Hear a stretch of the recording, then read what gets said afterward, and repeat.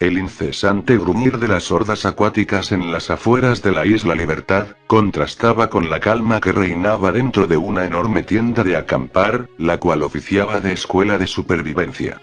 Chicos y chicas de una edad aproximada de 10 u 11 años se encontraban sentados en el suelo.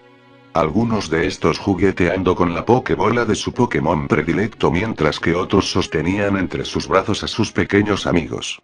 Todos guardaban en común el oír en silencio las lecciones que el ex campeón Mirto les impartía. A espaldas de Mirto, podían observarse viejas pizarras verdes, con algunas antiguas lecciones, trazadas con tiza, y que iban desde la supervivencia en la intemperie, como la mejor forma de potabilizar agua o mantener una higiene correcta, al igual que lo referido a la crianza Pokémon en aquel mundo apocalíptico. La pregunta de uno de los jóvenes, quien soltó uno de sus brazos con el cual sostenía a su Smeargle y lo extendió al cielo para que Mirto note su curiosidad, mantuvo en silencio unos segundos al hombre. Mirto formulaba en su cabeza cómo responder a aquella curiosidad. ¿Qué futuro les aguarda a nuestros Pokémon y a nosotros como entrenadores? El antiguo campeón finalmente decidió darle un giro al enfoque de la pregunta.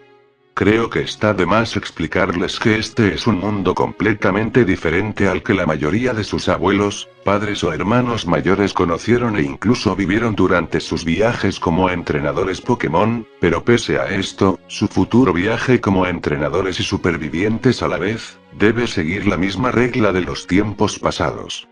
No deben dejar que la maldad o la muerte arruine el vínculo con sus Pokémons.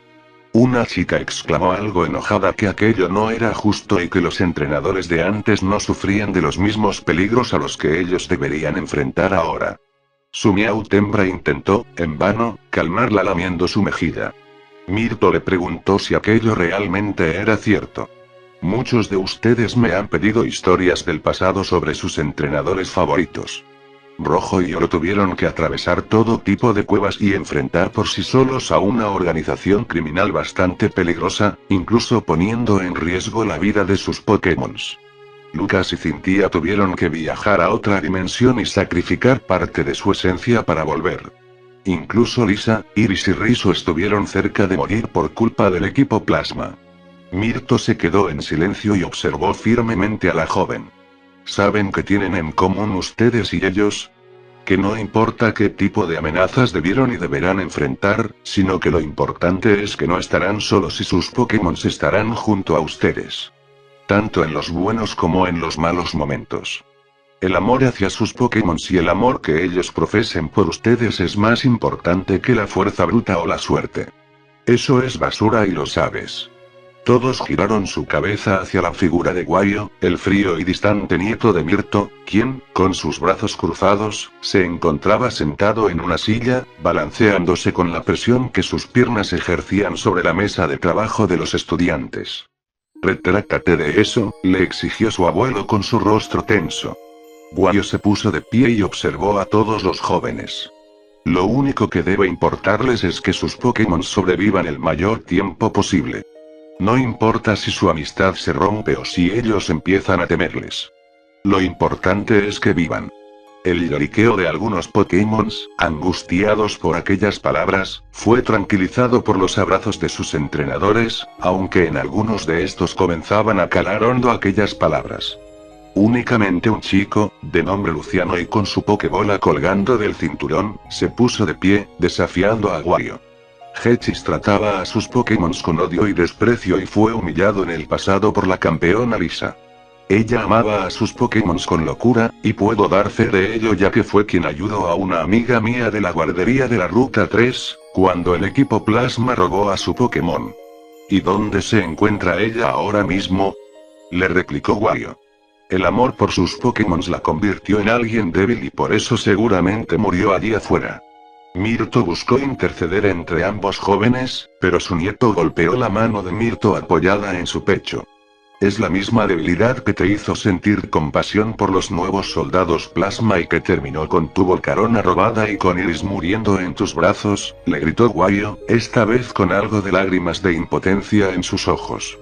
Los recuerdos dolorosos de aquellos incidentes en las afueras de la base secreta de Hechis, previo al lanzamiento de las bombas nucleares en Teselia, arrastraron a Mirto a un abismo de culpa y tristeza. Mientras Luciano y Wario se insultaban y se retaban a un combate Pokémon, Mirto observó sus manos, buscando algún signo de la sangre del Druddigon de Iris, el último Pokémon en mantenerse en pie y en transportarlos junto a una malherida Iris lejos de la base, cuando ésta fue asediada por una gigantesca horda con miles de infectados. Siguiendo el último deseo de Iris, Mirto había sacrificado al Pokémon Dragón, con una evidente mordida en su cola. En segundos, Luciano y Wario salieron a las afueras de la tienda, siendo seguidos por el resto de entrenadores, curiosos por aquel combate que iba a dar inicio.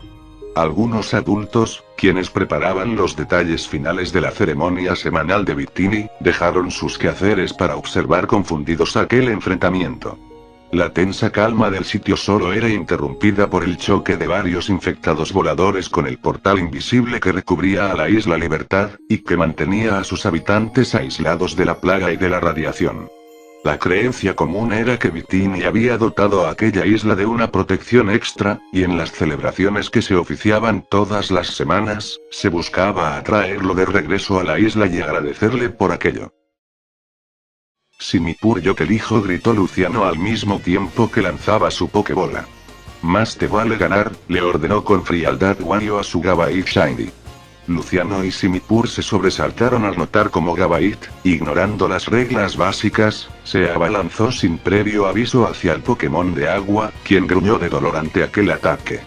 Luciano fijó su mirada en el largo suspiro que Gabite había soltado tras aquel ataque.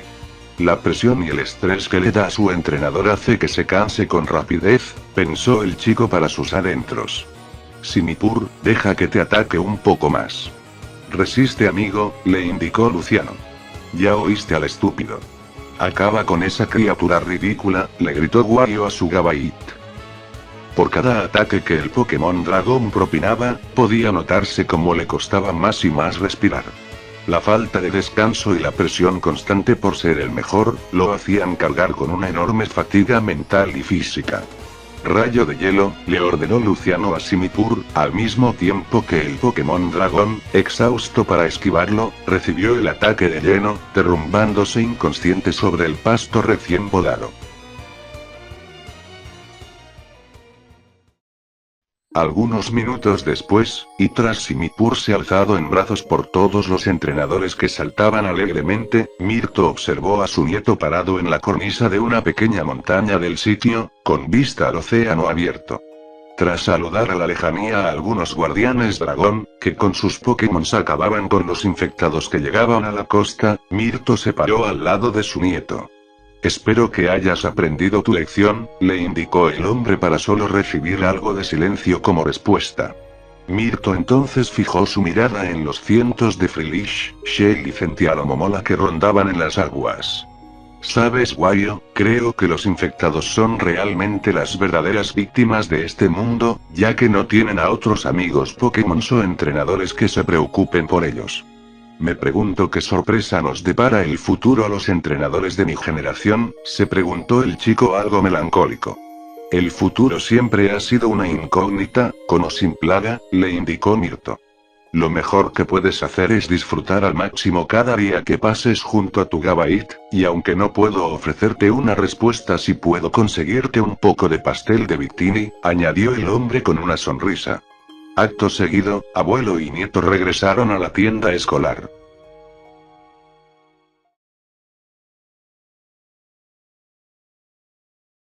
En los gélidos y oscuros pasillos del Palacio Zenith, ubicado en la región de Kalos, podía olerse el aroma de los inciensos.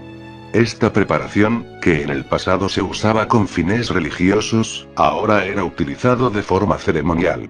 La habitación donde se originaba aquel aroma único, estaba compuesta por paredes de ladrillo, un alfombrado rojizo y se iluminaba con distintos tipos de velas, que rodeaban varios ataúdes. Algunos de estos ataúdes portaban los restos de algunos héroes, líderes de gimnasio o élite que habían caído en combate durante la eterna guerra contra los muertos, mientras que otros solo guardaban algunas de las posesiones o recuerdos de los caídos. aunque todos ellos, sin excepción, tenían la fotografía principal del entrenador o entrenadora, acompañada de otras fotos, del mismo tamaño, de su equipo Pokémon con el cual habían dado la vida por proteger a la región. Una visita rápida por aquel panteón de héroes, con tintes de un salón de la fama, podía dar el pantallazo de las fotografías de Clemont, Violeta, Corellia, Astrid, Calm y Dracena. Aunque la posición central de aquel sitio, estaba dedicada al ataúd de la campeona Dianta. Arrodillados frente a este, se encontraban un hombre y un Scizor, cuyo cuerpo estaba recubierto de una armadura medieval similar a la de su entrenador. Tileo, aún con sus rodillas flexionadas, suspiró profundo, buscando absorber algo del aura heroica de aquella habitación. El hombre luego adoptó una posición de meditación y cerró sus ojos. Su Scizor rápidamente lo imitó sin preocuparse por las amenazas del exterior, ya que, desde hacía varias semanas, un misterioso rayo energético emergía del exterior del palacio, erradicando a todo muerto o criminal que intentara adentrarse al sitio. ¿Quién o qué era el que evitaba la invasión de infectados al palacio? Tileo y Scizor no lo sabían, pero el segundo rápidamente presintió que esta vez su misterioso salvador no los rescataría, puesto que el inconfundible gruñido de los muertos retumbaba en el jardín trasero del sitio. Tileo sujetó con firmeza su espada, la cual había tomado de las reliquias de un antiguo rey, y junto a su Pokémon descendieron a toda velocidad por el camino de escaleras caracol que los conectaban al jardín, aunque segundos antes, Scizor sonrió al sentir el suelo temblar, seguramente producto de aquel rayo. Su entrenador por su parte, mantuvo su rostro serio, ya que muy en el fondo, buscaba una muerte heroica a la altura del resto de héroes, y aquel salvador lo privaba de aquello, condenándolo, de forma indirecta, a una posible muerte estúpida o por temas de salud. Los ojos de Tileo se abrieron de par en par al notar los restos desparramados entre la hierba alta, de lo que parecía ser un Mega Pinsir infectado. Entre estos restos se encontraban partes de su cerebro. A pocos metros suyos, un Mega Lucario, también infectado, se arrastraba hacia su parte inferior, ya que había sido partido a la mitad. Conociendo el riesgo de los mega infectados, Tileo corrió blandiendo su espada directo a la cabeza de Lucario, aunque ésta finalmente se hundió en el suelo, puesto que las partes superiores e inferiores de Lucario comenzaron a flotar en el cielo rodeadas de una extraña energía, la cual rápidamente logró que los órganos de Lucario se reconstruyeran, al igual que ambas partes volvieron a unirse en una sola. La Mega Audino infectada que emergía de los arbustos, no dejaba lugar a duda de que había sido la causante de usar sus habilidades curativas en su compañero portador de la plaga. Scizor posó una de sus guadañas en el hombro de su entrenador, haciéndole entrar en razón de que su salvador desconocido no hacía acto de presencia y que ambos debían hacer frente a la amenaza. Sin perder tiempo, Tileo le ordenó a su Pokémon que usara el movimiento de tijera X. Pese a la desventaja de que Scizor solo conocía ataques de cuerpo a cuerpo, algo inútil y peligroso por lo fácil que era contagiarse del virus, el Pokémon había aprendido, gracias a la meditación, a canalizar la energía de su organismo y representarla en un rayo energético, evitando de esta forma usar su cuerpo como arma. La energía rojiza, con franjas negras y forma de X, rápidamente se dibujó en las pinzas de Scizor, para luego impulsarse directo al rostro de Lucario, quien de un bestial salto esquivó el ataque y, valiéndose de su velocidad extrema, apuntó su pata, listo para impactar e infectar a Scizor. Tileo, listo para usar su espada en su Pokémon amigo y luego usarla en él mismo para quitarse la vida, se detuvo a tiempo ya que, segundos antes del impacto, un pequeño bloque rectangular de tierra, se desprendió del suelo, golpeando a Lucario y arrastrándolo a varios metros hacia el cielo. Tileo y Scizor se corrieron del lugar, ya que la alargada forma de tierra les complicaba el campo de visión y no dejaban ver a la Mega Audino. Esta, gruñendo furiosa mientras observaba hacia todos lados, preparó sus afilados dientes para atacar a sus presas, pero un hiperrayo decoró su cuerpo por completo, convirtiéndola en un cúmulo de cenizas. Tileo y Scizor quedaron frente a frente con su salvador durante tanto tiempo, y temblando del nerviosismo ante aquella imponente y gigantesca figura, los dos se arrodillaron en señal de respeto ante Regiras, el titán legendario. Oh, majestuoso titán. Amo y señor del planeta y de todos los continentes que lo conllevan. Estos humildes súbditos se arrodillan ante ti, exclamó enérgico Tileo. El hombre sintió un vacío en su estómago al notar cómo la criatura apretaba sus puños, pero para su suerte, su furia iba dirigida a la lejana figura de Lucario, que similar a un meteorito, descendía a una velocidad asombrosa desde los cielos, con ambos puños en alto, y listo para unir a Regiras al ejército de los muertos. De los puños de Regiras, una energía dorada comenzó a formarse y mientras Tileo y Scizor tomaban distancia, el Pokémon legendario se preparaba para golpear ambos puños con furia y de forma repetida. Gracias a la onda expansiva de aquel movimiento duplicado de brazo martillo, las ondas expansivas se dirigieron directo al Lucario, convirtiéndolo en varios diminutos bloques de carne putrefacta, que similar a un pequeño nubarrón, llovieron a pocos metros de distancia del titán. A medida que los temblores en las zonas cercanas, producto de aquel golpeteo, comenzaban a cesar, Tileo reflexionó su próximo paso a seguir. Aquel asunto le había enseñado que, de infectarse, Regiras podría acabar rápidamente con la humanidad, quizás sacudiendo todos los continentes hasta destrozarlos por completo por medio de tsunamis o terremotos.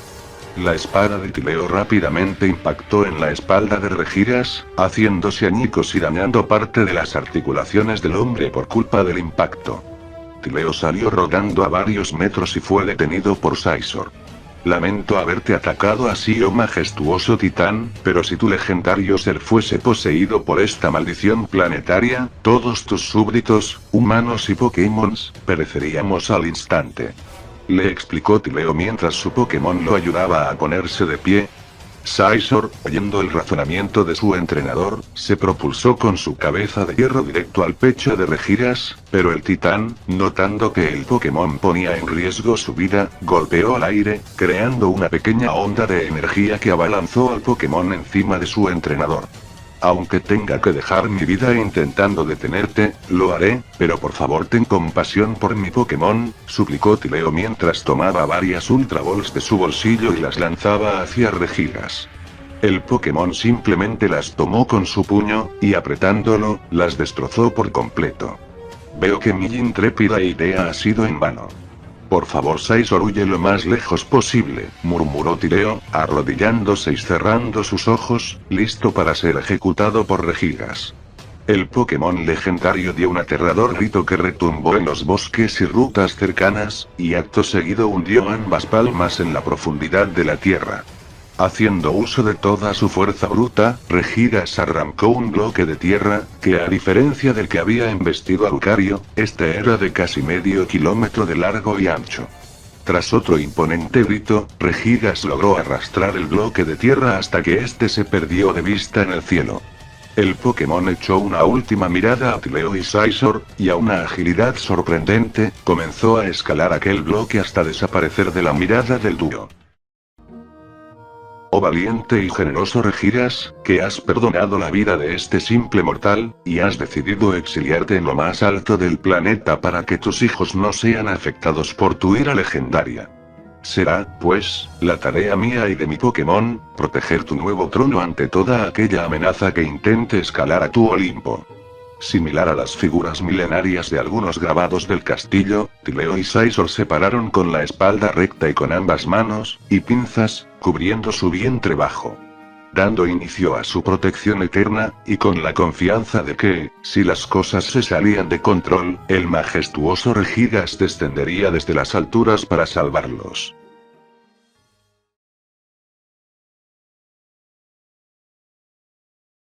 Las 6 patas de la aterrada Spiranax movían con frenesí a lo largo de la hierba descuidada de aquel bosque semidesierto.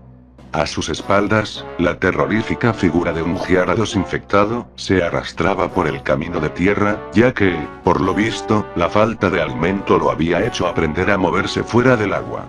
El camino frente a Spiranac comenzó a cortarse más y más, hasta que el rostro de la Pokémon quedó frente a la enorme pared de roca de una cueva que se extendía de varios kilómetros de largo de aquel sitio. Por favor, no me hagas daño. No estoy lista para morir, suplicó Spiranac. Gyarados, ignorando su pedido, alargó su cuello listo para arrancarla de tierra firme de un bocado, pero la enorme roca que se derrumbó sobre su rostro, lo hizo distraerse y provocó que Spinarak esquivara su ataque. Tras haber hecho uso del movimiento fuerza para lanzar aquella roca, la figura de un Pokémon de pelaje amarronada, rodó por todo el camino descendiente del exterior de la cueva, hasta quedar frente a Spinarak. Muchas gracias por haberme salvado. ¿Cuál es tu nombre? El Pokémon, con un ridículo conjunto de dientes sobresaliendo de su boca, dio unos bailes ridículos para luego posar sus patas en su cintura, y emulando una posición heroica se presentó como el gran y único Lord Paletas, protector de los Pokémon indefensos y el esclavo MO más poderoso del mundo. ¡Cuidado!, gritó desesperada Spinarak, saltando hacia el engreído Bidoof y esta vez siendo ella quien lo salvaba del mortífero hidrochorro de ácido que el furioso Gyarados les lanzaba. Una criatura tan patética como este Gyarados no podrá hacer nada al increíble Lord Paletas. No debiste enfurecerme. No, de verdad no debiste hacer eso, amiguito, fanfarroneó Bidoof mientras que movía, de forma negativa, uno de sus pequeños dedos. Gyarados, fuera de sí por la situación, gruñó con tanta ira que parte de la cueva se desprendió y cayó encima suyo. Aprovechando la distracción, Lord Paletas corrió a un pequeño grupo de árboles enanos, a los cuales, valiéndose de su movimiento de corte, arrancó de cuajo con sus afilados dientes. «Tiembla de miedo ante mi ataque», exclamó Bidoof a los cielos, aunque luego giró su cabeza hacia Spinarak, quien esperaba ansiosa a que el Pokémon destruyera a Gyarados. «Oh, me olvidé de aclararlo, pero yo no trabajo gratis. ¿Cuántas bayas o fruta tienes para pagar por mis servicios?», preguntó de forma avariciosa. «Acaba primero con Gyarados, estúpido», gritó furiosa Spinarak. «¿Qué malos modales tiene usted, dama?». Tras sacudir su cabeza con indignación, Bidoof clavó sus paletas en los árboles sueltos y dando varios giros en su eje, los lanzó a toda velocidad sobre el rostro de Gyarados, que ni se inmutó del ataque. Algo nervioso de ver cómo su plan fallaba, Lord Paletas lanzó el resto de árboles diminutos, solo logrando irritar aún más a Gyarados. De un furioso coletazo al suelo, Gyarados desprendió varios bloques del suelo, provocando que Bidoof saliera despedido a varios metros, hasta chocar de lleno con un enorme árbol. «Por favor, que alguien me ayude», suplicó Spinarak, una vez más, rodeada de aquel infectado combustible de pesadillas. Curioso por el movimiento que comenzaba a formarse en un pequeño lago a pocos metros de ambos, Gyarados perdió el interés en Spinarak, saboreándose al creer que estaba pronto a emerger un Pokémon de su tamaño similar. Impulsándose a tierra firme, un agresivo Magikarp se colocó entre Spinarak y Gyarados. «¿Es que no te enseñaron a meterte con alguien de tu tamaño, sabandija?», le gritó Magikarp a Gyarados, para luego dedicarle todo tipo de insulto enfocado en su madre. «Si tienes hambre comete mi superataque», exclamó Magikarp, para acto seguido escupir unas ridículas gotas de agua, fruto del movimiento salpicadura, que solo saltaron a pocos centímetros de donde el cuerpo de Magikarp saltaba de forma frenética al sentir la falta de agua debajo suyo. «¿Es que todos los Pokémon de este bosque son patéticos?», reflexionó Spinarak, maldiciendo su mala suerte, para segundos luego notar a Gyarados abalanzarse hacia ella. De una potente mordida, la mandíbula de Gyarados arrancó el bloque de tierra que rodeaba a Spinarak, con la Pokémon incluida, para luego tragarlo sin problema alguno. «Oh no», comenzó a repetir asustado Magikarp mientras Gyarados se preparaba para devorarlo a él. «Yo te protegeré, amigo de rostro horripilante», exclamó Bidoof saltando a tiempo hacia Magikarp, para tras sujetarlo con ambas patas extendidas al cielo, comenzar a correr con sus patas traseras intentando mantener la distancia entre ellos y el furioso Gyarados que volvía a desplazarse entre la tierra firme. «Gracias por ayudarme, débil Pokémon de tierra», ese Gyarados se salvó de que no me encontró en mi hábitat natural. No me gusta presumir, pero el resto de Pokémon supervivientes del lago me conocen como el dios escamoso. Lord Paletas, ignorando el palabrerío de Magikarp, Le preguntó algo agitado qué frutas tenía para pagarle por haberlos salvado, pero antes de responderle, otro furioso coletazo de Gyarados impactó cerca de Bidoof, lanzando a ambos Pokémon a los cielos, quienes al grito de mierda, cayeron a una enorme distancia del infectado, hundiéndose en el corazón del bosque, más específicamente en una pequeña base subterránea abandonada hace tiempo por algún Pokémon con la habilidad de excavar. Con el enorme conjunto de bayas y frutas frescas acolchonando su caída libre, los ojos de ambos Pokémon se abrieron de par en par al notar el enorme tesoro que el universo les había provisto. Lord Paletas sujetó a Magikarp de ambas aletas y ambos comenzaron a danzar alegremente encima de las bayas. No me sentía tan contento desde que mi viejo entrenador Lucas me felicitaba por mis labores como esclavo MO, exclamó Lord Paletas mientras con una de sus patas intentaba detener el enorme chorro de lágrimas que se eyectaban de su rostro. Al oír aquello, Magikarp tensó su rostro y golpeó el de Bidoof con su aleta trasera. Chico, eres una deshonra para tus hermanos Pokémon al denigrarte a la tarea de ser un esclavo MO.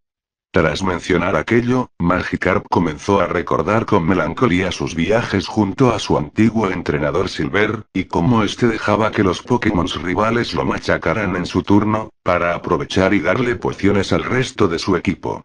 Eso es igual de humillante, gritó furioso Lord Paletas. Yo por lo menos tengo experiencia en combate, le respondió Magikarp cerrando sus ojos y corriendo la mirada de Bidoof. Ambos Pokémon se sobresaltaron al notar el rostro curioso de un Panchan observarlos desde lo más alto de aquel cráter que había dejado al descubierto la base bajo tierra. Tras ayudarlos a ponerse de pie, el embaucador Panchan comenzó a intentar ser su amigo, fingiendo sorpresa por lo poderoso que ambos Pokémon lucían. De su pequeño bolso improvisado, Panchan sacó 2 piedras común y corrientes, pintadas con crayones azules y marrones. Panchan comenzó a juguetear con ambas piedras, buscando llamar la atención de Bidoof, quien le preguntó qué eran esas cosas. Oh, solo simples piedras evolutivas del tipo agua y normal.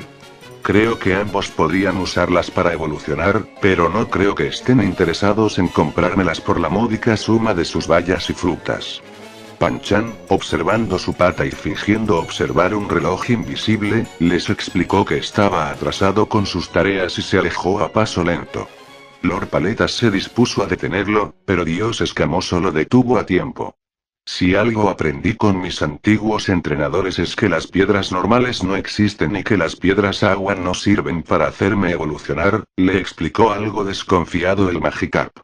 Emulando a un erudito, Bidoof colocó uno de sus dedos en alto, explicándole a Magikarp que había muchas cosas en el mundo que ambos ignoraban y que él, sabiendo leer a las personas, notaba que aquel era un inofensivo Panchan. Los ojos de Lord Paletas comenzaron a brillar de forma bizarra. Además, si evolucionamos en Bibarel y Gyarados, seríamos los reyes de este bosque. Imagina todas las Lopunis que caerían rendidas a nuestros pies. La mente de Lord Paletas comenzó a fantasear con su imagen, sentado en una elegante silla de madera, con cientos de bellotas lloviendo desde el cielo y con varias Lopunis recostadas debajo suyo en posiciones sugestivas. Las Lopunis son vulgares. Todo Pokémon con buen paladar sabe que las Goltins son mucho más bellas, le reclamó Magikarp.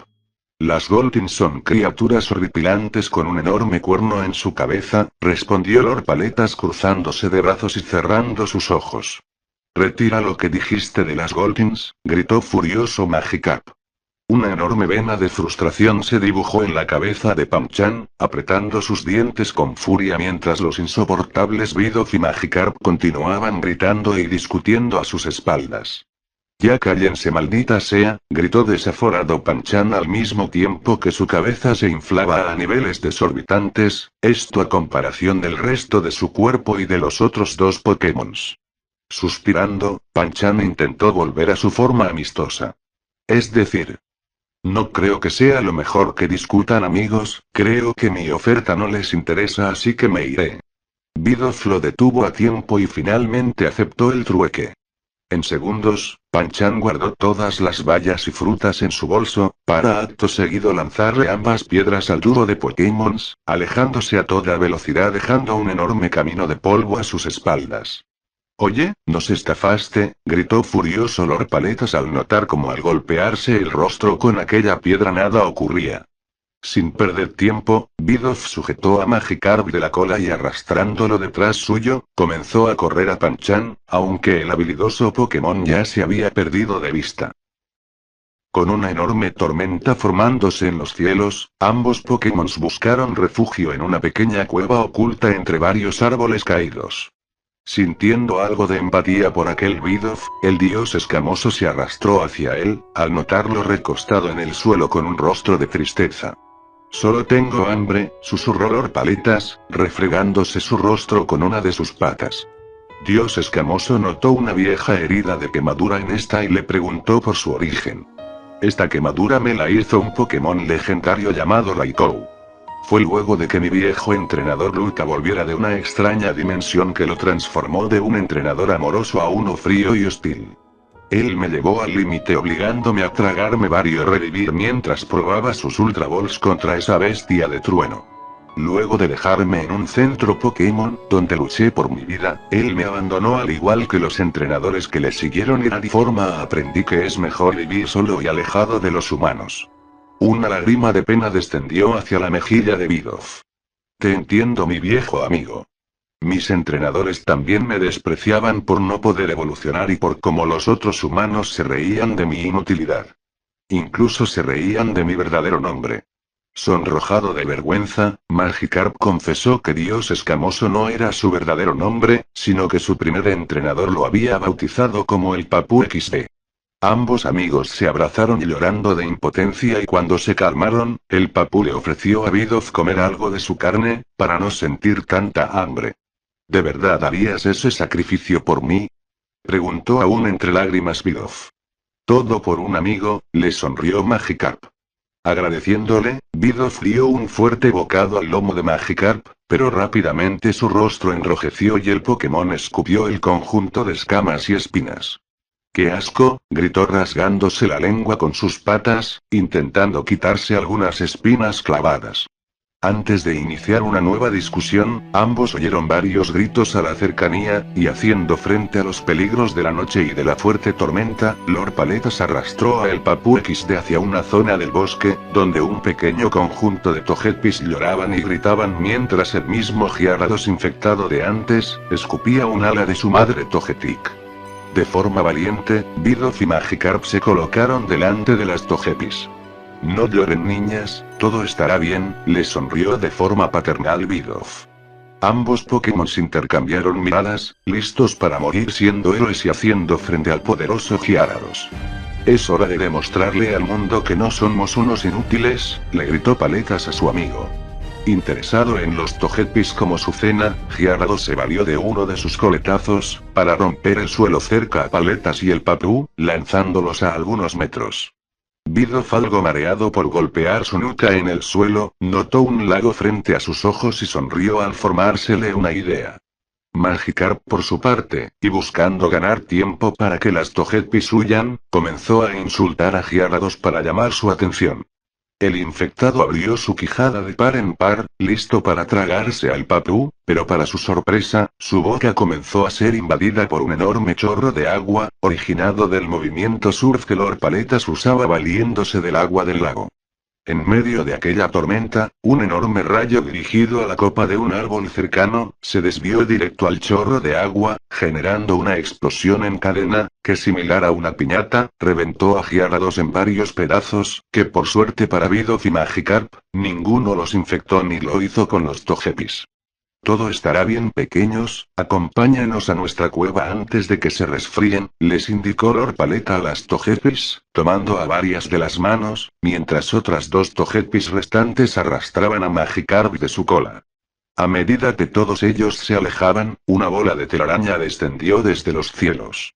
Aquella bola, que segundos atrás se encontraba en el interior de Gyarados, se abrió de par en par, y Spiranak salió alegre de poder respirar algo de aire puro.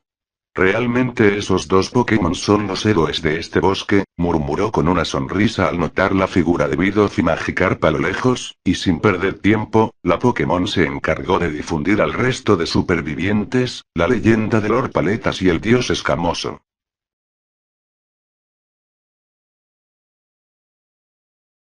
Más rápido Farfetch. Sebastián, notando el cansancio de su Pokémon, lo tomó entre sus brazos y valiéndose de lo último que le quedaba de energía, exigió a sus piernas moverse al doble de velocidad para finalmente entrar a la necrópolis que una vez supo ser la atractiva ciudad Azulancia. ¿Por qué el destino lo había condenado a tanta mala suerte? Sebastián había perdido la cuenta de cuántos meses habían pasado desde que inició su viaje como entrenador Pokémon, pero sí se sabía de memoria toda su travesía. Como al cuarto día de viaje en la ruta 117 de Hoenn, un escuadrón de oficiales lo habían trasladado, junto a otros entrenadores, a los refugios de Ciudad Malvalancia.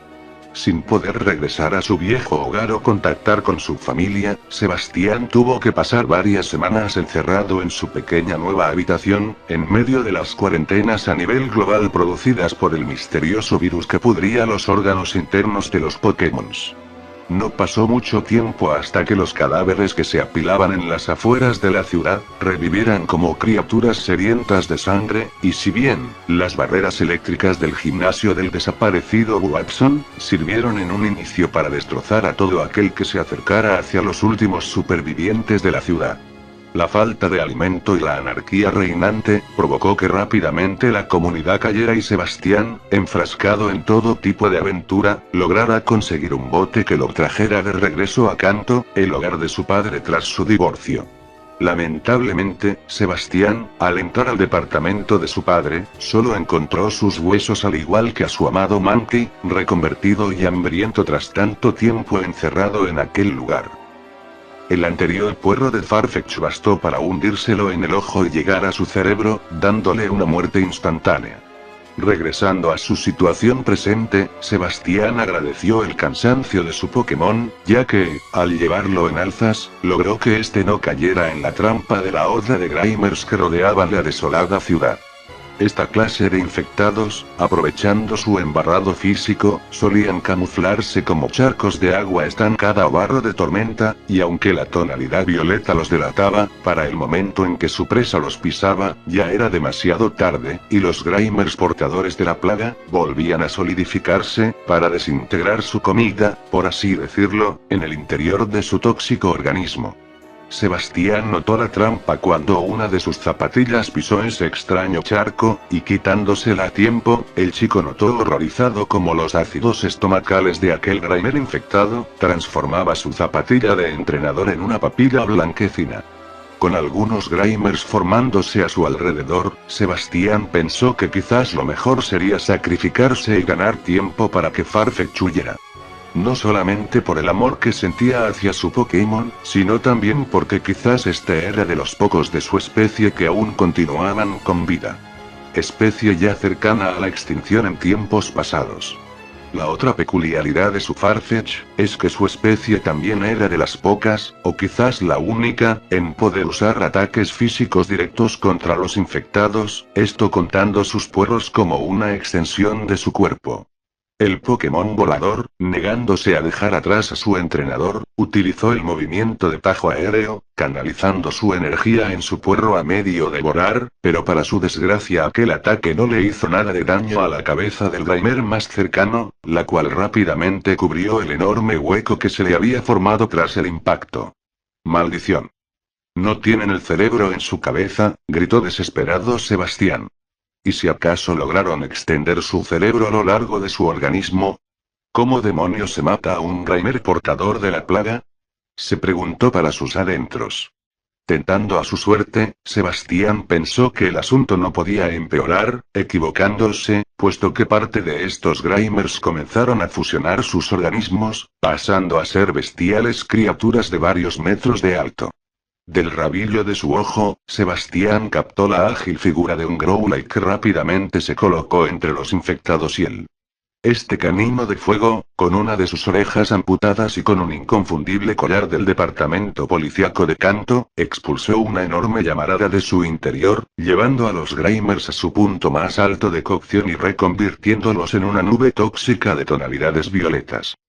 De un potente ladrido, Growlithe le ordenó al chico y su Pokémon que lo siguieran, y los tres corrieron hasta adentrarse en un enorme edificio con el nombre de Game Freak, casi borroneado por el fuego y los ataques Pokémon durante el caos de los primeros días en la ciudad.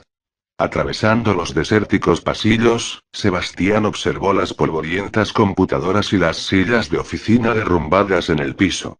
La nostalgia rápidamente lo arrastró a 5 años atrás, cuando junto a su hermano mayor pasaban horas frente a los videojuegos que la empresa había hecho, recopilando las aventuras y crónicas de algunos grandes entrenadores contemporáneos, como lo eran Rojo, Oro, Lucas, Bruno y Aura.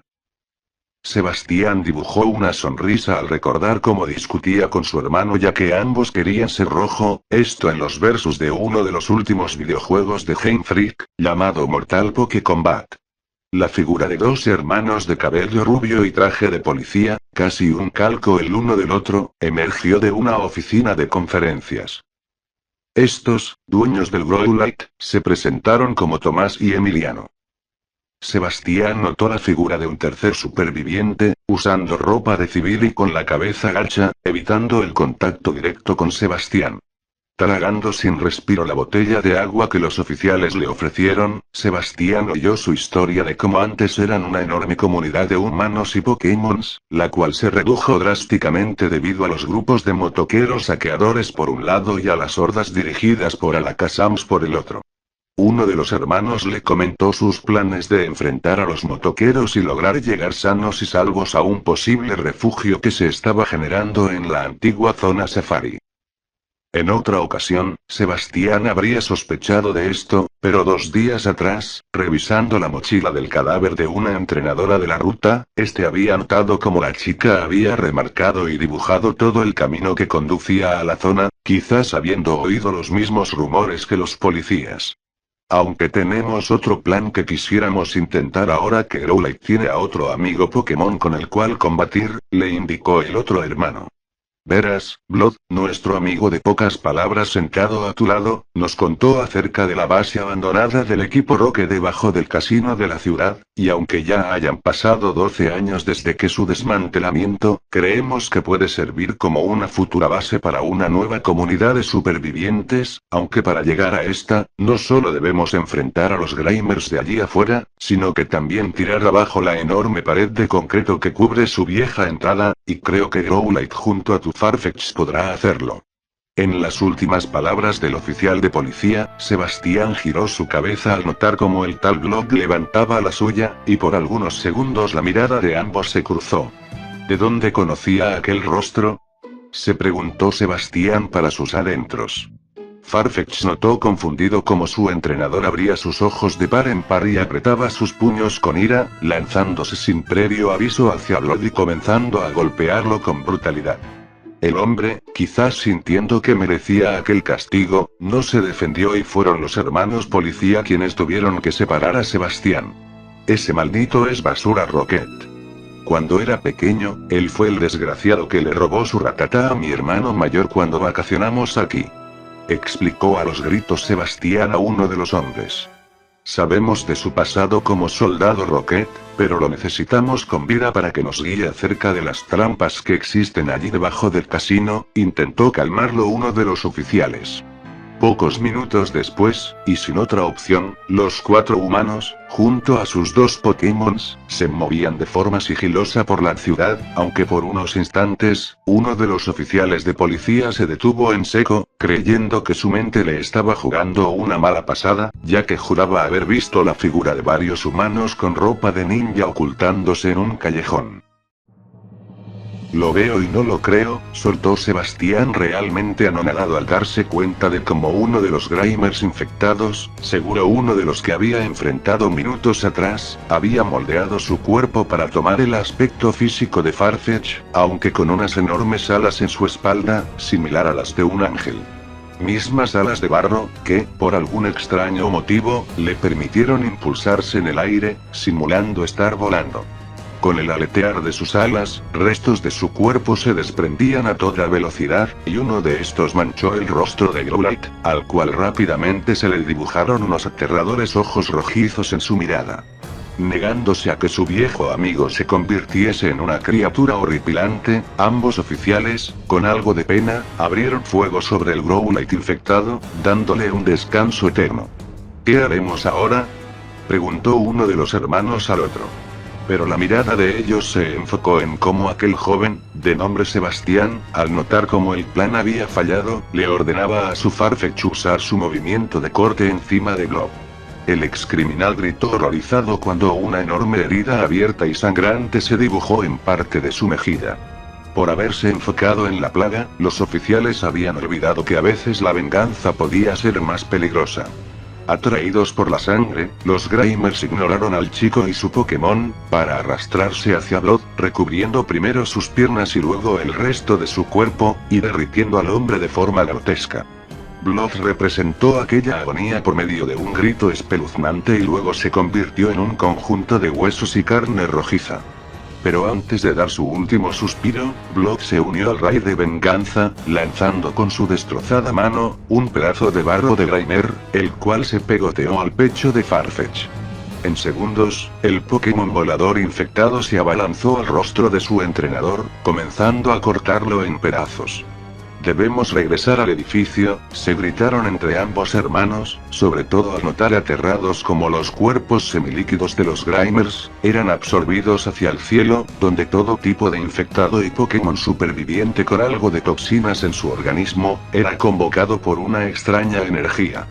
Ambos policías saltaron a tiempo al interior de su refugio, notando cómo el Farfetch infectado que los perseguía, comenzaba a desintegrarse tras la lluvia ácida que comenzaba a azotar la región de Kanto, esto tras la explosión en cadena de todos los Pokémon del cielo. Algunos minutos luego, Tomás y Emiliano comenzaron a sufrir jaquecas y extrañas visiones de 3 personas, a los cuales una tenebrosa voz se refería como Silver, Giovanni y Alma Fuji, dándoles una cuenta regresiva para presentarse ante él antes de destruir la región por completo. Con los cimientos del edificio comenzando a temblar, esto producto de los daños de aquella lluvia mortal, ambos oficiales de policía salieron al exterior de la ciudad. Notando a la distancia, la figura de varios ninjas, entre ellos una joven de cabello azul.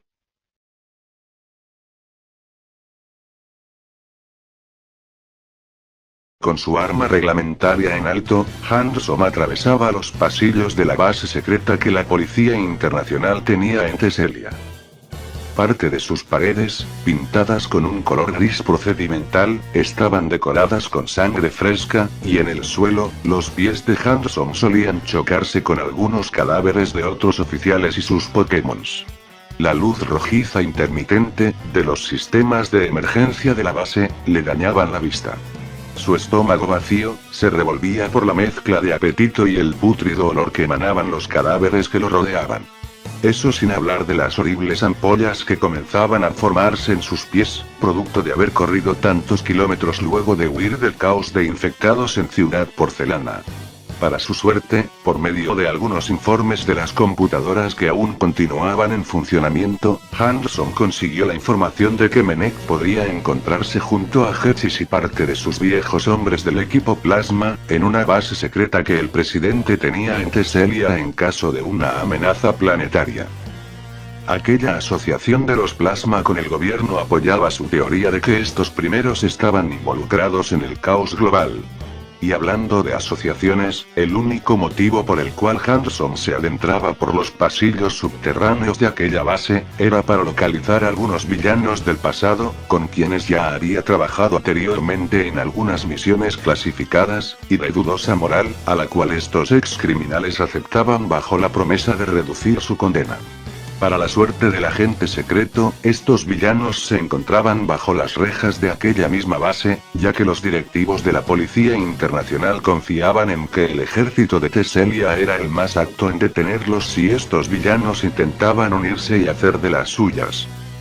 En esos casos no podían contar con la ayuda de la élite de las ligas o de los campeones, puesto que se trataba de un proyecto clasificado y si llegaba al conocimiento de la población, les traería varios problemas legales el usar a estos hombres y mujeres condenados para trabajos internos.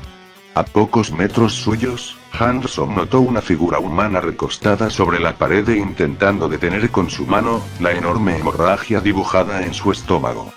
Handsome reconoció al oficial caído como su viejo colega Delfino.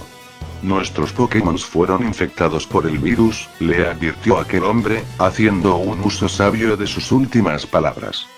Handsome respiró profundo y cerró los ojos del cuerpo de Delfino, para finalmente abrirse paso al ala de celdas del sitio. Era evidente que se había producido una fuga, aprovechando la anarquía del fin del mundo, pero para suerte de Handsome, algunos criminales continuaban en sus celdas, lo mismo con sus pokebolas, encerradas en pequeñas cajas de metal. Notando los ojos curiosos de las pocas figuras que lo acompañarían en su misión contra los Plasma, Handsome les explicó brevemente el plan, y tras contar con su apoyo, el hombre primero abrió la celda de Saturno, antiguo integrante del equipo Galaxia. De la caja de metal, Saturno tomó la pokebola de su cadáver, intercambiando una mirada tensa con Handsome, aun culpándolo por los trágicos sucesos de 9 años en el pasado. Cuando un sanguinario Lucas, ya poseído por la energía negativa del mundo distorsión, había ordenado a sus Pokémon masacrar a Plutón, el querido abuelo de Saturno, al igual que a su vieja amiga Venus. Aquel siniestro incidente fue la primera pista para Handsome y Dawn de que algo malo estaba pasando en la mente del flameante campeón de Sinnoh.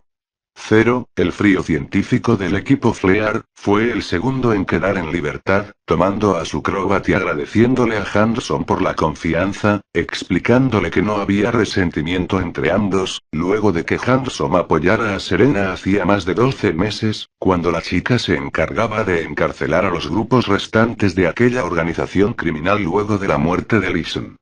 Silvina, del equipo Aqua, fue la última en salir de su celda, tomando a su Mectisena, guiñándole el ojo de forma pícara a Handsome.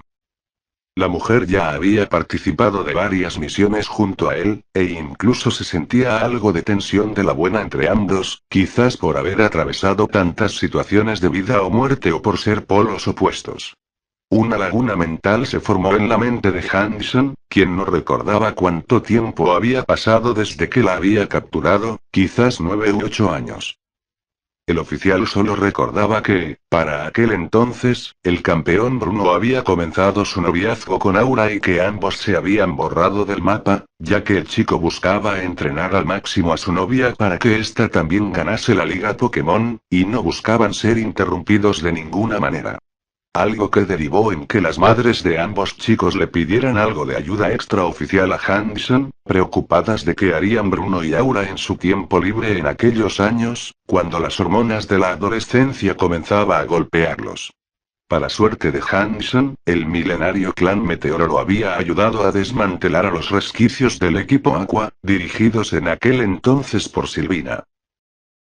Moviéndose en un absoluto silencio, el grupo atravesó el camino de escaleras subterráneas sin problema alguno, llegando al enorme comedor de la base, a pocos metros de la salida al exterior. Huir de aquí sin problemas, demasiado bueno para ser cierto, ¿verdad?, murmuró con sarcasmo Silvina. Frente a ellos, una jauría de Growlites infectados comenzaron a rodearlos.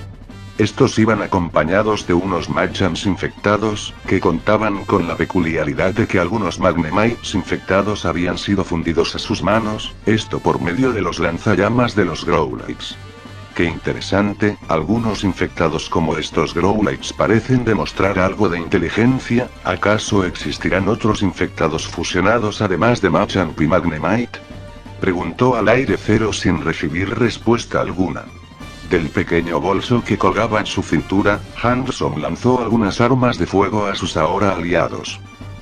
Por su parte, el cadáver de Saturno tomó el liderazgo Pokémon, ordenándole a Mectisena que usara su gruñido para distraer y molestar a los Machamps, ya que tenía una idea en mente, pero necesitaba algo de tiempo para almacenar energía psíquica. Bastante orgulloso, Mictisena decidió ignorarlo en un principio, pero al notar la inutilidad de sus ataques de contacto directo contra los infectados, aceptó de mala manera distraer a los infectados. Por su parte, Crobat se valió de sus bombas lodo para manchar el rostro de los Machams y Magnemite, y pegar las patas de los Growlites al suelo, aunque parte de estos simplemente continuaron moviéndose, arrancándose las patas del resto de su cuerpo y usando sus lanzallamas para impulsarse de un extremo a otro en el suelo.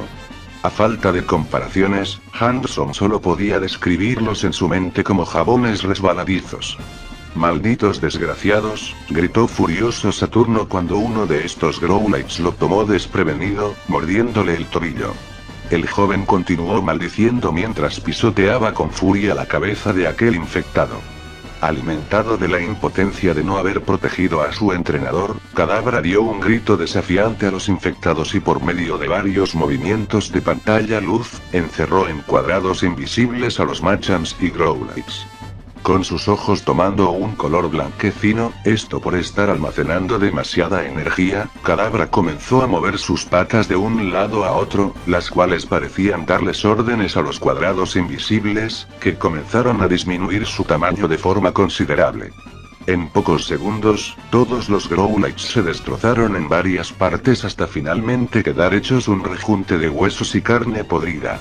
Por el lado de los Machams, algunos de estos lograron atravesar a tiempo los cuadrados invisibles, esto valiéndose de los Magnemites fundidos en sus manos, quienes usaron sus movimientos eléctricos para destruir las pantallas luz.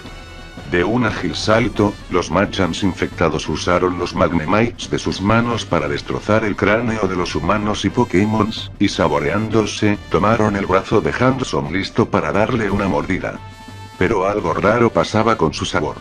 Sin haberlo notado, los infectados habían caído bajo una simulación mental de Kadabra, confundiendo algunas mesas y silla con sus presas. Con Kadabra ahora enfocado en ayudar a su entrenador, algo debilitado por la fiebre que aquella mordida le había dado, los infectados volvieron a la realidad, solo para ser rodeados por Crobat, quien, tras la orden de Zero, comenzó a volar en círculos, rodeando a los Machams. Handsome se notaba confuso ante el plan de Zero y su Pokémon, pero rápidamente comprendió que volando a velocidades extremas, Crobat comenzaba a generar energía en el organismo de los Magnemites infectados, quienes sin poder distribuirla o almacenarla, notaron cómo esta energía comenzaba a sobrecargarlos, y para el momento en que Crobat salió despedido a la salida de la base, solo los Machams quedaban en aquel sitio, intentando arrancarse a los Magnemites de sus manos, los cuales explotaron en cadena. Crobat rápidamente se metió dentro de una pequeña avioneta de la cual Handsome había tomado sus llaves antes de liberar a los criminales. La cual lo llevarían en pocos minutos a la base del presidente. De todos, Kadabra y Saturno decidieron no subir a la avioneta. Si bien el Growlite que lo había mordido no parecía tener la cepa que convertía a humanos en infectados, aquello seguía siendo una infección peligrosa y la fiebre mataría al hombre en cuestión de tiempo. Negándose a vivir sin su entrenador, Kadabra dejó que la avioneta emprenda vuelo, mientras que, valiéndose de su poco poder mental, Kadabra enlazó su mente con la de Saturno, transportándose ambos a un mundo de sueños, donde continuaban siendo soldados del equipo Galaxia. Ignorando el dolor de cómo las hordas cercanas los despedazaban por completo. «Miren allí», gritó Sylvina a ambos hombres. Hanson, piloteando la avioneta, logró esquivar a tiempo los aviones militares que volaban a toda velocidad en sentido contrario al de ellos. A lo que Sylvina se refería al señalar, eran los objetos alargados y metálicos que colgaban debajo de los aviones. Ojivas nucleares. Ignorantes. «Un ataque nuclear no erradicará por completo a los muertos», exclamó Zero. Handsome por su parte, pensó en cómo podrían llegar a mutar los infectados supervivientes que absorbiesen la radiación, y tras tragar algo de saliva, decidió enfocarse en el panorama que se dibujaba frente suyo. Aquella base secreta, ubicada en el corazón de un pequeño bosque, podía pasar como la simple mansión de verano de algún ricachón local, aunque la pista de aterrizaje en su jardín daba a entender de que aquel ricachón debería ser de las altas esferas de Teselia. La tapadera del búnker presidencial quedaba completamente desechada por los cientos de soldados que abrían fuego en sus alrededores a una horda abismal de muertos. Fácilmente había miles de estos, amontonados en filas de varios kilómetros. un océano de muerte, como lo había descrito Zero. Si Menek y Hechis continuaban allí, ellos solo contaban con pocos minutos antes de que los tanques y soldados cedieran ante los infectados. Con un misil de un tanque cercano rebotando en el cuerpo de un gigantesco Stilix infectado, el proyectil dañó parte del ala izquierda de la avioneta, que debió descender de forma brusca en aquella pista de aterrizaje, por el momento aislada del caos de los muertos. Cubierto desde los cielos por la mansión, se encontraba un enorme avión del ejército, estacionado en la misma pista y con sus compuertas traseras abiertas de par en par. Ni bien Hanson notó la figura de Hechis y Menek moverse junto a un grupo de soldados, el oficial, cegado por su ira, abrió fuego hacia el sabio. Furioso, Hechis tomó una pokebola de su cinturón, perteneciente a su Hydreigon, y le ordenó a Menek que se encargara del asunto. Sin otra opción, el sabio se corrió del grupo de soldados que subían junto a Hechis al avión, y se preparó para atacar a Hanson y su mini escuadrón. Para el momento en que Hanson notó como Lisa, M y Rizzo, los tres inconscientes, eran trasladados en camillas dentro del avión, el agente intentó abrirse paso hacia ellos, pero Menek finalmente lanzó al temible Pokémon Dragón. Sin más balas en su arma, Hanson decidió abalanzarse encima de Menek, buscando ahorcarlo con sus propias manos, en venganza por la muerte de su Croagunk. Por su parte, Zero y Sylvina le ordenaron a sus Crobat y Mectisena unir sus fuerzas para acabar con Hydreigon. La mujer ordenó que Mectisena utilice el movimiento mordisco, mientras que, por otro lado, el científico decidió que Crobat utilice su golpe aéreo. La idea de ambos era que sus Pokémon decapiten las tres cabezas de aquella bestia, que inicialmente escupió una enorme llamarada azulada, la cual fue esquivada a tiempo por los Pokémon y que dio de lleno a un grupo de soldados cercanos que combatían contra los infectados, cuyos cuerpos quedaron carbonizados al instante.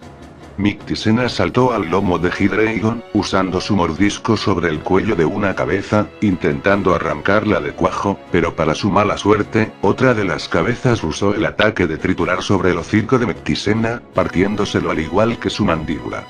Malherido, Mictisena se derrumbó frente al dragón, y fue rápidamente abrazado por su entrenadora. Terminando el trabajo de su aliado, Crobat terminó de rebanar el cuello mordisqueado de una de las cabezas, la cual salió rodando, pero Crobat recibió un mortífero cabezazo al distraerse buscando a su entrenador por todos lados. En el interior del avión militar, Hechis dio la orden a sus soldados de que acribillaran a aquel sujeto pálido y de ropas rojas que se arrodillaba ante él. Señor Hechis, por mucho tiempo he sido un científico maestro del equipo Flare. Estoy seguro que usted podrá encontrarme un uso útil para su armada, rogó Zero por misericordia. Aquel acto rastrero de abandonar a su grupo, e incluso a su Pokémon, fue el currículum perfecto para que Hechis aceptara a Zero como su nuevo soldado. El rostro de Menek comenzaba a adoptar una forma grotesca. Sus ojos comenzaban a desorbitarse y su lengua se derrumbaba a un costado de sus labios. Ya cerca de morir por culpa de la asfixia del fuerte agarrón de las manos de Hanson, el sabio tuvo la suerte de que un combate lejano de un soldado, culminara con su arma saliendo despedida cerca de ambos, y rápidamente, Menek tomó la pistola, y hundiéndola en el estómago de Hanson, abrió fuego. Hanson escupió un enorme chorro de sangre y se derrumbó a un costado, intentando sujetar su herida abierta. Menek sonrió con malicia y apuntó a Hanson, pero para su mala suerte, al arma pareció trabarse, y aprovechando esos preciados segundos, Hanson estiró su mano hasta la cabeza amputada y sin vida de Hydreigon, arrancándole un colmillo y saltando hacia Menek, clavándoselo en el ojo. El hombre gritó horrorizado e intentando huir de Hanson, se derrumbó sin vida a los pocos pasos. Las defensas de la base finalmente habían cedido, y todo tipo de infectado, volador, fuego, fantasma y demás, comenzó a acercarse a toda velocidad a las presas restantes. Hanson giró su cabeza hacia Sylvina y Mectisena, pero solo quedaban sus restos, despedazados por las dos cabezas restantes de Hydreigon. Crobat por su parte voló a toda velocidad hacia Handsome y dejó que el hombre se sujetara de su cuerpo, mientras el Pokémon se abría vuelo a toda velocidad intentando alcanzar el avión de Hechis donde viajaba su entrenador, y que ya había despegado hacia los cielos. Convirtiendo a las hordas y el Hydreigon en pequeños puntos debajo de sus pies, Handsome soportó el ardor extremo de la herida de su estómago y con algo de pena, observó a la distancia, como entre algunas nubes podía observarse los primeros hongos nucleares de la bombardeada Teselia. Perdiendo el conocimiento en intervalos, pero manteniendo firmes sus manos en el cuerpo de Crobat, Handsome sintió como la energía expansiva de las bombas lo sacudían de un lado a otro, hasta finalmente llegar a una pequeña isla donde el avión aterrizó. Handsome abrió sus ojos sin saber cuánto tiempo había transcurrido. Su cuerpo estaba casi entumecido y el sudor frío que lo empapaba le hacía entender que le quedaba poco de vida antes de ceder a la falta de sangre. Saltando de la copa del árbol donde había sido colocado por Crobat, Handsome notó con pena los restos sin vida del Pokémon, junto a lo que parecía ser algún Pokémon infectado, desconocido para el agente. Por lo visto Crobat había dejado la vida protegiéndolo. Mareado y afiebrado, Handsome se movió hacia las afueras de lo que parecía ser una base científica en medio de la isla. No había rastro alguno del avión de Hechis, pero de igual forma, Handsome, tras romperle el cuello a un soldado apostado en la entrada del lugar, tomó la ametralladora del hombre, listo para acabar con cualquier soldado plasma que se cruzara en su camino.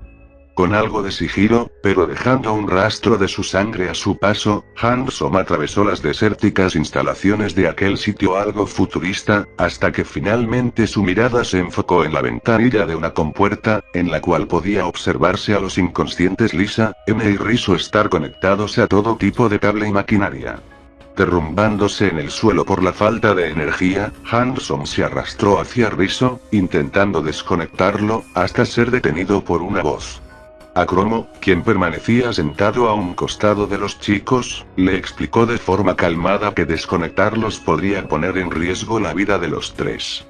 ¿Qué les hicieron a estos tres chicos?, gritó furioso Handsome apuntando con su arma en alto. Hechis los conectó a una máquina de tortura virtual, explicó a Cromo con algo de desagrado. Handsome, ya sin energía siquiera para hundir su dedo en el gatillo, apostó al desacuerdo que podía oír en la voz de Cromo. Ayúdalos por favor, rogó Handsome antes de derrumbarse al suelo. Handsome extendió su mano hacia la de Riso, sujetándola con fuerzas. Por favor, recuerda la promesa que le hiciste a la Policía Internacional, y salva a todos los inocentes de este mundo. Fueron sus últimas palabras. Riso sentía la suave brisa de la isla acariciar su rostro, mientras que, con su mente aún confundida por aquella bizarra revelación de su Emboar infectado con unos extraños ojos verdes, oía el final de la historia que Acromo le relataba. Arrodillándose frente a la lápida improvisada que Acromo había hecho para Handsome, el chico prometió cumplir su promesa.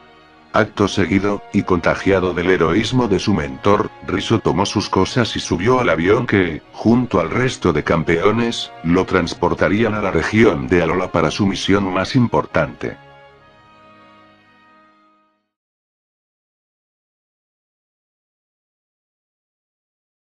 Rick apoyó su copa de whisky, con algo de brusquedad, en el elegante escritorio tallado con cuernos de Raidon.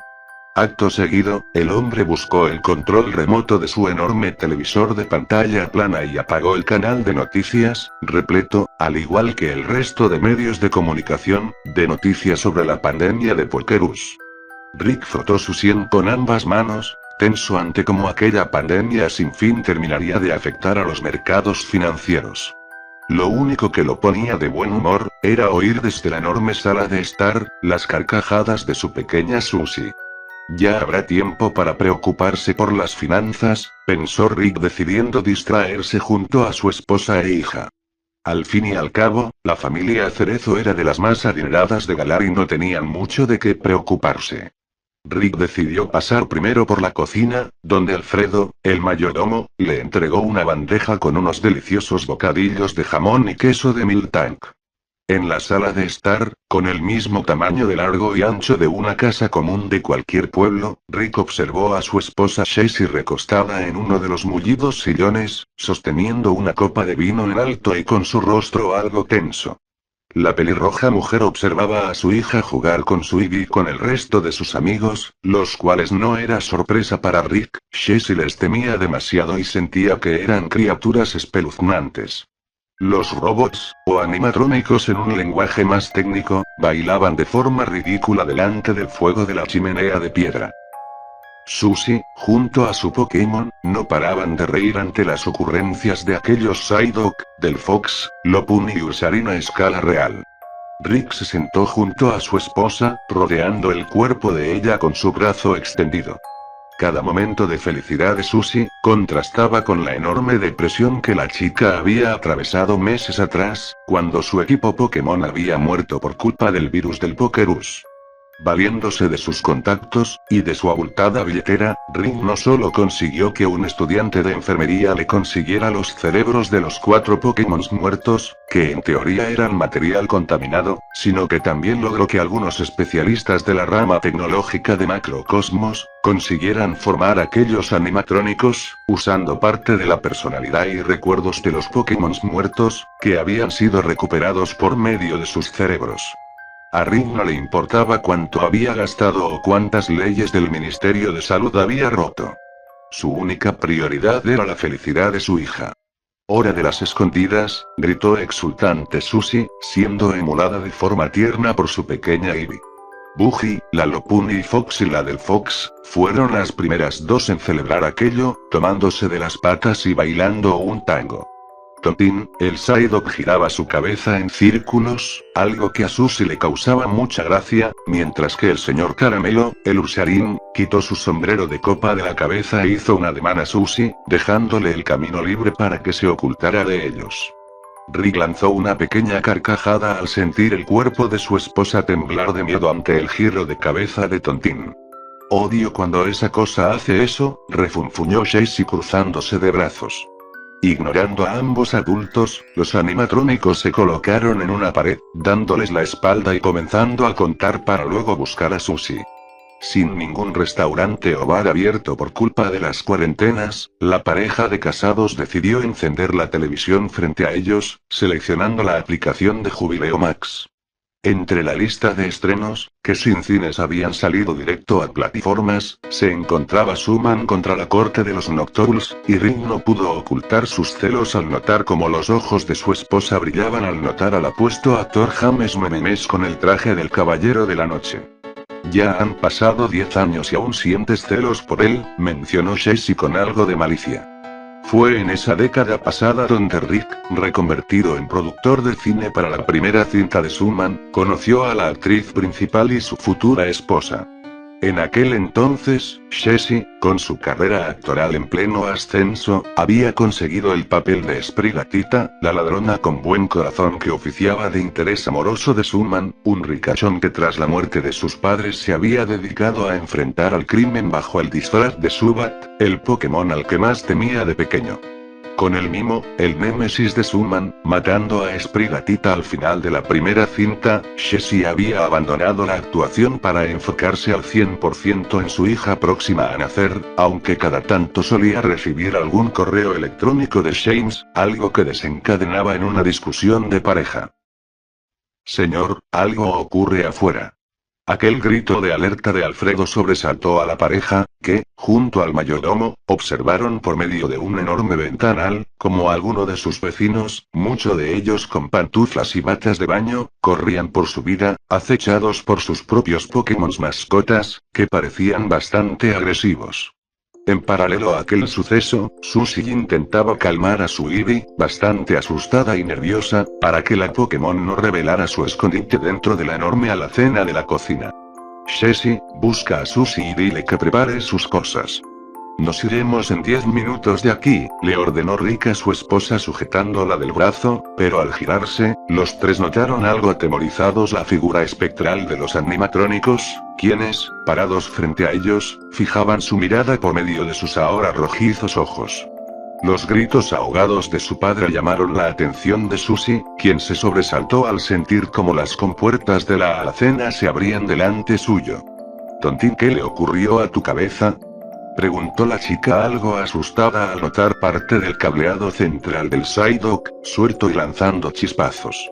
El robot, con sus ojos con una tonalidad anaranjada, reprimió el impulso de atacar a la chica y sin perder tiempo la tomó de la muñeca, intentando alejarla del resto de animatrónicos.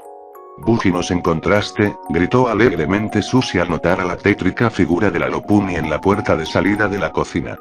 Ivy comenzó a lloriquear, ocultando su rostro en el pecho de su entrenadora, mientras Tontín gruñó algo furioso. «¿Qué te ocurrió en la boca?», preguntó preocupada la chica por su robot mascota, esto al notar como un hilo de sangre fresca goteaba de su mandíbula. Sangre perteneciente a los padres de familia. Sin mediar palabra, Buggy embistió a Tontín y se abalanzó hacia Susie. La chica asustada soltó a su Ivy, el cual quedó en las garras de Buggy, quien le propinó una fuerte mordida, arrancándole parte de la carne de su lomo. «Detente, ¿por qué haces esto?», gritaba llorando Susie mientras zarandeaba una de las patas de Buggy, buscando que soltase a la debilitada Ivy. Rápidamente, el Psyduck se puso de pie, tomando a Susie de la mano, e ignorando sus súplicas, arrastrándola lo más lejos posible de la cocina, dejando a Ivy a su suerte. Susie gritó de forma desaforada al cruzar el pasillo que conectaba a la sala de estar, donde los cadáveres frescos, y con el estómago abierto, de sus padres y mayordomo, manchaban el fino alfombrado. Paralizada, la chica sintió como ambas garras de Foxy, la del Fox, la sujetaban desde debajo de un enorme sofá, donde la animatrónica se mantenía oculta. Antes de que la mandíbula plateada se hundiera en la pierna de Susie, Tontín aprovechó que la destrucción de sus cables habían generado una especie de jaqueca en su interior, logrando lanzar un movimiento de confusión, el cual quemó los microchips de Foxy por dentro, desactivándola. Por su parte, Tontín comenzó a sentir como su cuerpo, no construido para ataques de esa índole, comenzaba a fallar. Llorando, Susie se agachó para abrazar a Tontín, pero la chica dio un grito y se alejó rápidamente al observar la figura espectral del señor Caramelo, parado en el otro extremo del pasillo que conectaba a la salida. De un impulso, el señor Caramelo corrió y saltó encima de Tontín, destruyéndolo en cientos de pedazos, al igual que aplastando con su pata, lo que quedaba de cabeza. Las patas delanteras del señor Caramelo apretaron con violencia a los hombros de Susie, levantándola en el aire y listo para arrancarle el rostro de una mordida. «Por favor, señor Caramelo, ¿no te acuerdas de mí? ¿Por qué haces esto?», suplicó Susie en vano. Observando fijamente la situación, con el ojo y lo poco de memoria cerebral que le quedaba, Tontín sacrificó su propia existencia, quemando su memoria y circuitos a cambio de usar el movimiento de anulación dentro del cableado interior del señor Caramelo, cuyos ojos se apagaron, dejándolo con ambas patas en alto y su mandíbula abierta de par en par, como si se tratase de una especie de estatua grotesca. Susie cayó al suelo, notando la figura de su malherida y vi correr hacia sus brazos. Detrás de la Pokémon, Buggy caminaba con algo de complicaciones, puesto que los ataques de la Pokémon le habían arrancado la mitad del rostro. Sujetando a su sangrante Eevee, Susie tomó la manija de la puerta de salida y la empujó.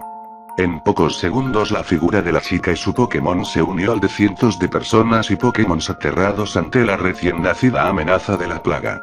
Buggy, por su parte, tomó parte de los microchips del señor Caramelo y Foxy. Acto seguido, la animatrónica conectó parte de su cableado a la computadora personal de Rick, extrayendo todos los datos necesarios de los científicos y programadores que los habían creado. Buggy abandonó la casa. Lista para revivir a sus amigos, y por qué no, unir a nuevos robots a su horda.